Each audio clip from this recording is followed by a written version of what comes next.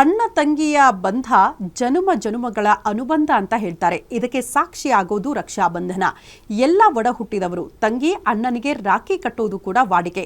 ಹಾಗಾಗಿ ಈ ರಾಖಿಗಳನ್ನ ಈಗ ವಿಶೇಷ ಚೇತನ ತಯಾರು ಮಾಡ್ತಾ ಇದ್ದು ಜನರ ಮೆಚ್ಚುಗೆಗೆ ಪಾತ್ರರಾಗಿದ್ದಾರೆ. ಈ ಕುರಿತ ಒಂದು ಸ್ಪೆಷಲ್ ರಿಪೋರ್ಟ್ ಇದೆ, ಬನ್ನಿ ನೋಡ್ಕೊಂಡು ಬರೋಣ.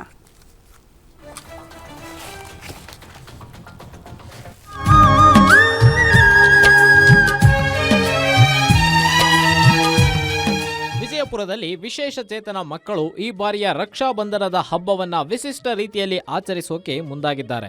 ವಿಜಯಪುರದ ವಿವೇಕನಗರದಲ್ಲಿರುವ ವಿಜಯಲಕ್ಷ್ಮಿ ಸರ್ವೋತ್ತಮ ದೇಶಪಾಂಡೆ ಶಿಕ್ಷಣ ಮತ್ತು ಸಾಮಾಜಿಕ ಸಂಸ್ಥೆಯ ವಿಶೇಷ ಚೇತನ ಮಕ್ಕಳ ಕೇಂದ್ರ ಹಾಗೂ ರುಕ್ಮಾಂಗದ ಪ್ರಾಥಮಿಕ ಶಾಲೆಯ ಮಕ್ಕಳು ಸೇರ್ಕೊಂಡು ಹೀಗೆ ವಿವಿಧ ರೀತಿಯ ನೂರಾರು ರಾಖಿಗಳನ್ನು ರುಕ್ಮಾಂಗದ ಪ್ರಾಥಮಿಕ ಶಾಲೆಯ ಮಕ್ಕಳು ಸೇರ್ಕೊಂಡು 500 ರಾಖಿಗಳನ್ನು ತಯಾರಿಸಿದ್ದಾರೆ. ಸಹೋದರತೆ ಸಂಕೇತವಾಗಿರೋ ರಕ್ಷಾಬಂಧನದ ಹಬ್ಬದಲ್ಲಿ ನಮ್ಮ ದೇಶದ ಗಡಿಯಲ್ಲಿ ಕರ್ತವ್ಯ ನಿರತ ಯೋಧರಿಗೆ ರಾಖಿಯನ್ನ ಕಳುಹಿಸಿಕೊಡುವ ನಿಟ್ಟಿನಲ್ಲಿ ಈ ಕೆಲಸ ಮಾಡಿದ್ದಾರೆ. ಸುಮಾರು 500 ರಾಖಿಗಳ ಜೊತೆಗೆ ಗ್ರೀಟಿಂಗ್ ಕಾರ್ಡ್ಸ್ ತಯಾರಿಸಿದ್ದು ಯೋಧರಿಗೆ 200 ರಕ್ಷಾಬಂಧನದ ರಾಖಿಗಳನ್ನ ವಿಜಯಪುರ ಜಿಲ್ಲಾಧಿಕಾರಿ ಕಚೇರಿ ಮೂಲಕ ಈ ಸೃಜನಾತ್ಮಕ ಕಲೆಯನ್ನ ಪ್ರೋತ್ಸಾಹಿಸುವುದು ಜೊತೆಗೆ ಸಾಮಾಜಿಕ ಕಳಕಳಿ ದೇಶಾಭಿಮಾನ ಬೆಳೆಸುವ ಉದ್ದೇಶ ಹೊಂದಲಾಗಿದೆ ಎಂದು ವಿಜಯಲಕ್ಷ್ಮಿ ದೇಶಪಾಂಡೆ ಶಿಕ್ಷಣ ಮತ್ತು ಸಾಮಾಜಿಕ ಸಂಸ್ಥೆಯ ಸಂಸ್ಥಾಪಕರಾದ ಪ್ರಶಾಂತ್ ದೇಶಪಾಂಡೆ ತಿಳಿಸಿದರು. ಸುಮಾರು ಒಂದು 500ಕ್ಕೂ ಹೆಚ್ಚು ರಾಖಿಗಳನ್ನು ಮಾಡಿದ್ದೀವಿ. ಈ ರಾಖಿಗಳನ್ನು ಭಾಳಷ್ಟು ಪ್ರೀತಿ ಮತ್ತು ಮಮಕಾರದಿಂದ ನಮ್ಮ ವಿಶೇಷಚೇತನ ಮಕ್ಕಳು ಮಾಡಿ ನಮ್ಮ ಗಡಿ ಕಾಯುವಂಥ ವೀರ ಯೋಧರಿಗೆ ನಾವು ಇದನ್ನು ಕಳಿಸ್ಕೊಡ್ತಾ ಇದ್ದೀವಿ. ಯಾಕಂತಂದರೆ ಇವತ್ತು ನಾವು ಊರೊಳಗೆ ಇವತ್ತು ಆರಾಮಾಗಿದ್ದೀವಿ ಅಂತಂದರೆ ಅವರ ರಕ್ಷೆಯಿಂದ ನಾವು ಇಲ್ಲೇ ಇವತ್ತು ಸುರಕ್ಷಿತವಾಗಿದ್ದೀವಿ.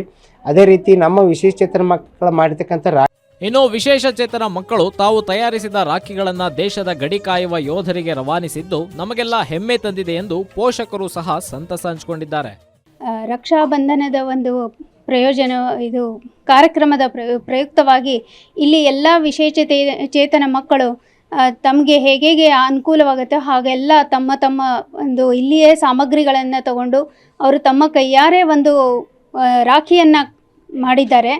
ಒಟ್ಟಾರೆ ವಿಶೇಷ ಚೇತನ ಮಕ್ಕಳಲ್ಲಿ ಕೌಶಲ್ಯ ಅಭಿವೃದ್ಧಿ ಮಾಡುವ ಮೂಲಕ ಅವರ ನ್ಯೂನ್ಯತೆಯನ್ನು ಹಿಮ್ಮೆಟ್ಟಿಸಿ ಅವರೂ ಕೂಡ ಸುಂದರವಾದ ಬದುಕು ಕಟ್ಟಿಕೊಳ್ಳಲು ಅಂತಹ ಮಕ್ಕಳನ್ನ ಪ್ರೋತ್ಸಾಹಿಸುವ ಅಗತ್ಯವಿದ್ದು ವಿಜಯಲಕ್ಷ್ಮಿ ದೇಶಪಾಂಡೆ ಶಿಕ್ಷಣ ಮತ್ತು ಸಾಮಾಜಿಕ ಸಂಸ್ಥೆಯ ಕೊಡುಗೆಯನ್ನ ಮೆಚ್ಚಲೇಬೇಕು ಎಂದಿದ್ದಾರೆ ವಿಜಯಪುರದ ಪ್ರಜ್ಞಾವಂತರು. Deepak Shinde, guarantee news, Vijayapura.